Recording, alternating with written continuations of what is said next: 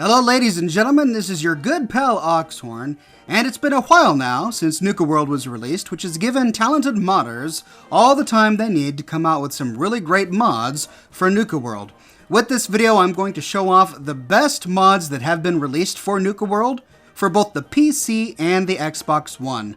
That's right, Xbox fans, I shall not forget you with this video. Not all of these mods are for the Xbox, but most of them have an Xbox version, so stay tuned. Remember that I link to the mods in the description of this video, so when you're done watching, check out the description to download them. First on the list today is Nuka World Glory by SLACKSNAWESIDE. This mod completely cleans up all of Nuka World and removes all of the garbage, trash, and raider equipment that litters the landscape. It revitalizes the trees, it adds grass, it makes the place look like a growing, healing world. The mod author put a ton of attention to detail in this mod. He not only just simply deleted the trash decals, but he added things here and there to make Nuka World feel like it's recovering.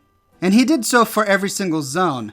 Check out all of the different parks and you're going to find that they've been cleaned up and scrubbed of all raider equipment like scrap wood, hanging bodies, cages, and all of that junk. Now one might think, why would I ever want a mod like this? The point of Fallout 4 is to live in a dilapidated raider world, right? Well, yes, that's true, a very valid point, and under normal circumstances, I wouldn't recommend a mod like this. But one of the nice things about Nuka World is you can make a choice. You can either choose the raider ending, or you can kill all the raiders and kind of scrub the place of all raider influence. And for people and players who choose that game ending, this mod might be really useful for them. With this mod, you can make Nuka World feel like you've not only scrubbed it of all raiders, redeeming the park from its previous existence, but you and the Minutemen, or the Railroad, or the Brotherhood of Steel, or the Institute robots have come through and cleaned the place up to make it look habitable. At the moment, this mod is just available on PCs. Next on the list is Nuka-Cola and Vim Display Racks by BLUNDERFURY. One of the most annoying things in this DLC, in my opinion, is you wander around Nuka World and you see these wonderful Nuka-Cola display racks, and then you get back to your settlement and you can't build them. What makes it even worse is that many modders have told me that Bethesda actually added them to the settlement build menu, but simply disabled them, which I just don't understand. So we have to rely on modders to open up these really cool Nuka-Cola display racks. The Nuka-Cola display racks come in two versions, a desktop version or a wall-mounted version, and BLUNDERFURY added a Vim version as well. It works just like a bobblehead container.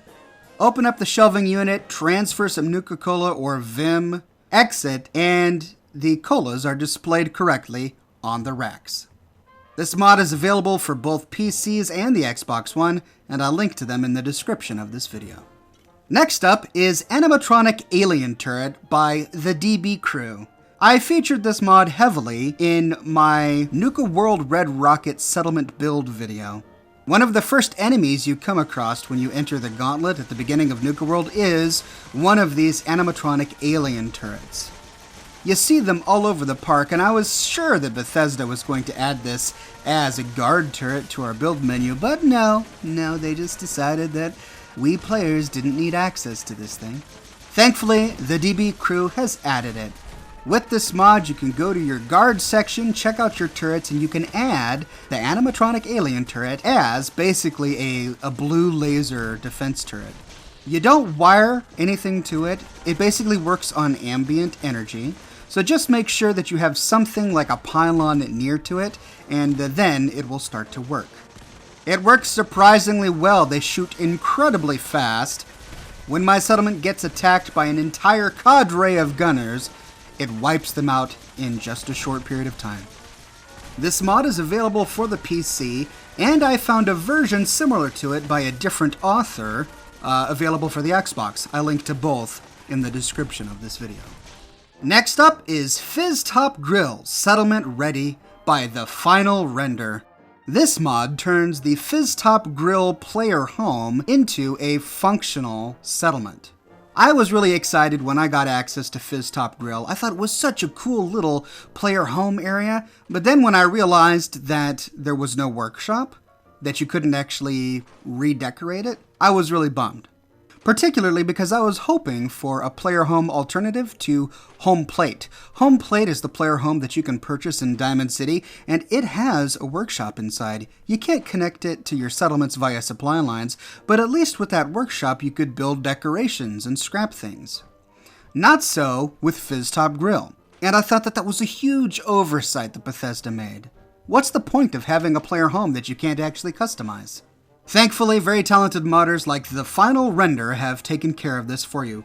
With this mod, you can scrap almost anything that exists on the patio outside the doors, and then build any decorations to your heart's content. You can build a recruitment beacon, which will attract settlers, but in my opinion, the Fizztop Grille should really be set aside for a player home. Do what you want if you want to turn it into a settlement, and with this mod, you certainly can. This mod is available both on the PC and the Xbox One. However, this mod only allows you to build in the patio section of the restaurant. If you go through the main doors, you find an entire interior that spans 2 floors that sadly this mod does not allow you to build on. So, in order to build in this area, we need another mod called the Fizz Mountain, a NEEHER World Home Base by ELDOCAR. This mod opens up the interior of Fizztop Mountain to act as your player home. You get a workshop, you can recruit settlers, you can scrap almost anything, and you can build to your heart's content. What I like best about the Fizz Mountain is it connects the inventory of all of the workshop items, much like all of the workshop stations in a settlement would be connected. It even connects the power armor station outside on the balcony to all of the stations inside, which allows you to keep your power armor outside while still having access to the junk on the inside. This mod in particular really makes Fizztop Mountain a practical player home for even somebody who doesn't do any settlement building whatsoever. For my Brotherhood of Steel playthrough, this is the mod that I used. The Fizztop Grille one is really cool, but really I just wanted access to the interior apartment, so I used this one, the Fizz Mountain. This one is only available on the PC as far as I know. Next up is Raider Settlement Items Unlock by ANDREWCX. This mod is available on Bethesda.net for both the PC and the Xbox One. And what this mod does is it opens up some of the settlement build options that are traditionally only available to players who have chosen the Evil Raider ending. If you choose the Evil Raider ending, you get to build Raider settlements. That is, you get to take over Commonwealth settlements and turn them into Raider outposts. That opens up a resources section of the build menu that gives you access to a bunch of unique stuff, including a radio transmitter, an amplifier, a booze still, which generates booze, a Raider pick-me-up station, which generates chems, and a variety of new shops, which nearly all have the exact same function as shops you currently have access to, but they have unique skins and they look more Raider-y. This mod gives you access to all of those without having to choose the Raider ending. Now there are a few things it doesn't give you access to. You can't build the tribute chest, which wouldn't make sense anyway because the tribute chest works by gaining tribute from settlements that you've subjugated. And you can't plant Raider flags, which also makes sense because by planting a Raider flag, you're claiming a settlement for the Raiders. And if you wanted to do that, you might as well just choose the Raider ending. If you didn't choose the Raider ending, then the radio transmitter and amplifier won't transmit Raider radio. It just has a blank noise. It's there for decoration. So basically the benefit of this mod is you get the booze still and the Raider pick-me-up station, which can generate booze and chems for your shop.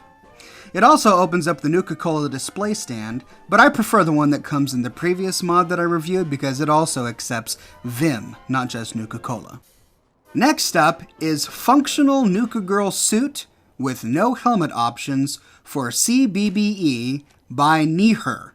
This is an excellent clothing mod for characters who really liked that NEEHER Girl rocket suit that you find at the end of the Galaxy ride, but who were so disappointed with how it looked on your character. Here's an example. So this is how it looks on my character, and you can see that it completely covers the hair. It kind of looks ugly. It looks like she's wearing a bit of a spacesuit. The glass is kind of bulky. I don't know, it just doesn't look right. This mod re-envisions the way that the suit looks, and it gives you 3 different options. It gives you the normal option that looks like it always does. It gives you a version that is missing the black hood on the inside of the helmet. This allows your character to have hair while wearing the helmet. And it also comes with a version that has no helmet at all. So you can choose between those 3 versions that you want. In addition, see those little red tanks on the back? Well, the mod author thought, hey, you know what? That would make a great jetpack. So each of these different types of suits has a jetpack version as well. And this mod is available on the Xbox as well as the PC. So for those of you on the Xbox who always wanted a jetpack mod but couldn't find one, now you've got one. Just download and install this mod and you can run around with a jetpack. I couldn't get the flame animation to work on my character for some reason, but the jetpack works perfectly well and I was able to run around and fly around and jump all over the place.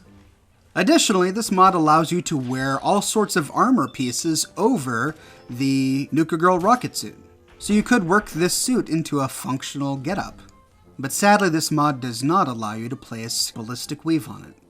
For that, we're going to need the mod called Ballistic Weave for Nuka World Clothes by Karthus1.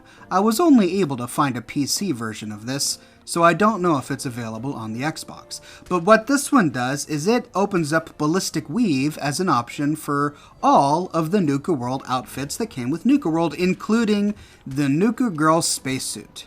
It even has an optional download that adds Ballistic Weave to all of the crazy and strange pack helmets that come with the game. Combining these 2 mods will allow you to wear an armored version of the Nuka Girl rocket suit that you can wear under any suit of your favorite armor, and fly around with a jetpack even if you're not in power armor.